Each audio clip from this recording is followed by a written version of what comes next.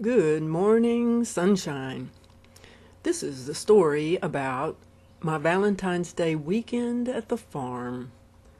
On the way down, we stopped at Holcomb's and had barbecue. And then I made Newsom pull over on the side of the road so that I could take pictures of my favorite granite outcrop. That was in 2020.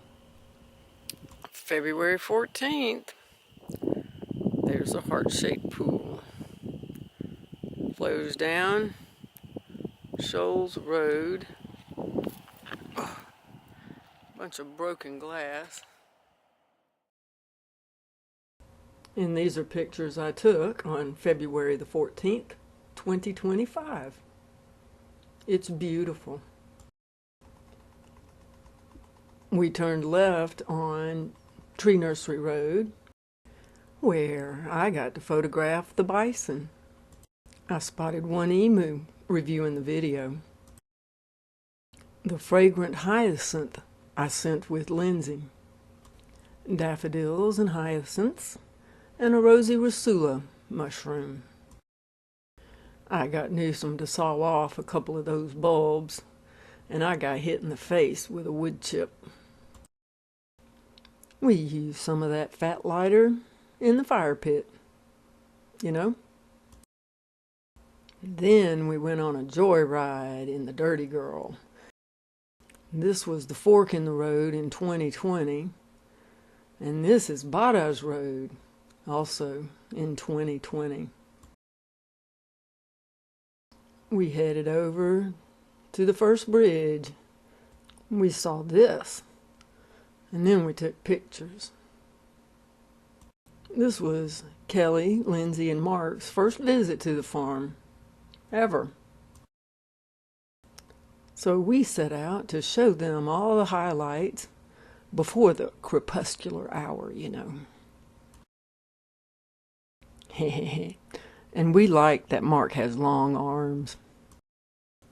Everybody slept good, and Newsom made pancakes the next morning. We got Jim and the Dirty Girl and took it for another joyride. Puddles.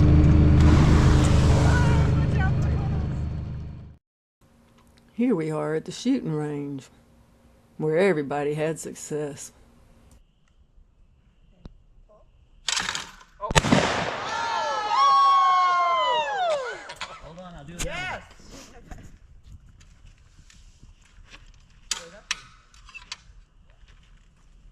Remember, do it quick.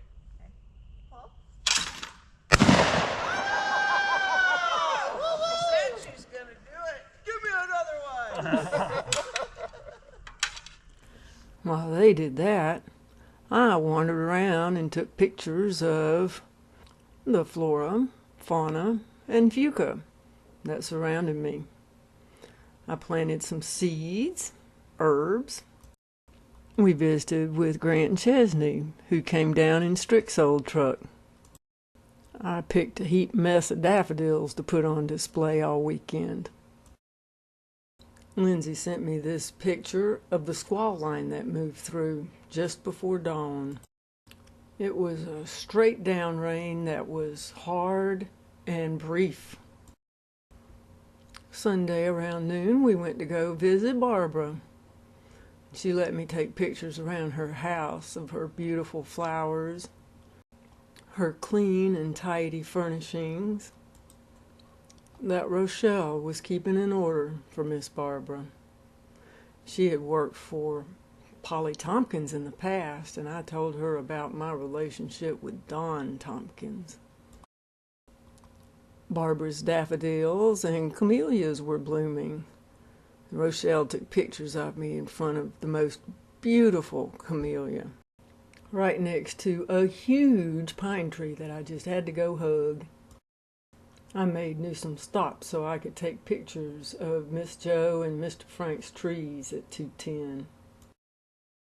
Sunday afternoon, we took the truck down Tanner Lane and went and visited the old cemetery again, where Kelli communed with the pine trees. Carefully avoiding the fire ant mounds, we found a river of daffodils that were just to die for. Some of those blooms came home with us. I followed Lindsey in and around a corner, and it was just gorgeous. And here I found some daffodils that had been uprooted with a tree, and I thought I'd pull them out easily, but alas, heap mess of fire ants right there. We headed down to the lower river place, where I gasped with how different it looked down there. Dorothy, this is where we walked down here with Christian. Grant Chesney took a picture at the end. There's no way getting back. No way. Boy Scouts and some scout leaders came up and knocked on my grandfather's trailer. He was like, it was a Boy Scout troop, and they had started further up the river, and they were going to go all the way to the ocean. And they were like, they had anticipated all the trees that they have to cross. And they were exhausted, and so my grandpa's like, camp here for a little while, you know, and he helped them out. Aww. And then I think they got back in their canoes and kept going. So That's cool. I thought it was pretty cool. I have not been inclined to try it myself. It sounded pretty cool. Something when you're 12, right? In 2020, I collected Ogeechee River water and studied it under the microscope, and that was the same sycamore tree that I posed in front of in 2020. Following a little downtime, we got back in the Dirty Girl, and everybody had a chance to drive her. Kelli and I jumped out at every opportunity to take pictures, you know. And we all look forward to taking pictures at sunset. Here are a couple of captured video frames from the GoPro. Hehehe. I put it on the ground, and there were ants all around. Playing catch-up with Alice and Stache.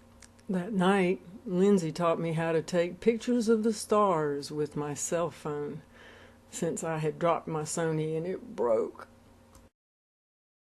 But we braved the chill winds and got ourselves out there to get the perfect shot.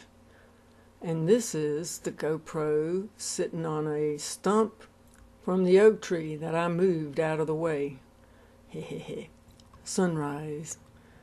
Mark's truck, getting ready to head north to Emerald Escape. And there she is. Kelli spread pine straw. I picked the hyacinths and gave them to Lindsey, and posed on the oak tree stump and reflected upon the weekend. That's a praying mantis egg case that came home with me. I rescued a moth from Jim and Dorothy's bedroom. Yeah, you're pretty. I haven't uploaded it to Bug Guide yet. Let's put you on the wood pile.